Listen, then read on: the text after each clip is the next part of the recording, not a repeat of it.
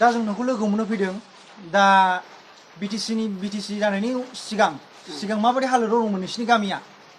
आच्छा गिबियाव आंनि खुलुमनायखौ नाजाव आङो बे 2 नम्बर बारजाबिल गामिनि आं सासे गावबुरा आरो गावबुरा जानानै दिनै नोंथांमोना दिनै साम्बादिक लानानै बेवहाय सोंथि लाफैदों आं खुब गोजोननाय मोन्दों आरो बे गोजोननायनि गेजेराव आं दा नोंथांनि सोंनायखौ आं फिननो नागिरदों। गोदो जोंनि बिटिसि सुक्ति जाबोनायनिफ्राय जोंहा गोदो बे लामाया जोंनि गामिनिफ्राय गसाइगावसिम थाङोबा दैज्लां बोथोराव हाब्रु थाब्रु जोङो लंपेन्ट गाननानै थांनो हायामोन जोंहा बेबायदि सुबिदा गैयामोन। हाग्रामानि जों बड'लेण्ड लाबोनाय मोननाय लोगो लोगोनो जोंहा बेवहाय जोंहा दा लामा सामा जों हाग्रामानि आन्दाराव अनेक डेभेलपखौ जों जानाय मोन्दों आरो जोंहा दा बे लामाजों दा जोंहा जथेस्थ' जों गसाइगावआव बा जिखुनु टाउन सहराव थांनाय गामि ओनसोलाव जोंहा जोबोरै मोजां जादों हाग्रामानि दैदेननायाव।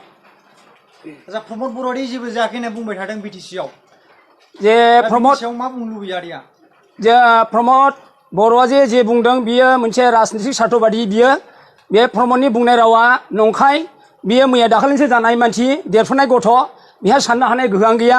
बियो जोंनि बिटिसिखौ बियो नंखाय रावजों बानसायगासिनो दं। बिनि बुंनाय रावखौ जोङो फोथाया।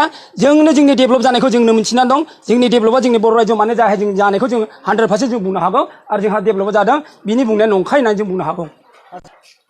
आच्छा दा बिटिसिल'सो जानो नागिरगासिनो दं दा बेवहाय सोर सरकार जागोन इउपिपिएल ना बिपिएफ? जोंनि गोजोननाय मिथिनाय बायदिब्ला जोंनि सरकारा जोंहा दासिमबो बिपिएफ सरकारानो फैगोन। हाग्रामा गदान जथेस्थ' जों सरकार दागोन बे जोंनि नाजानाय आरो बे जोंनि आसा।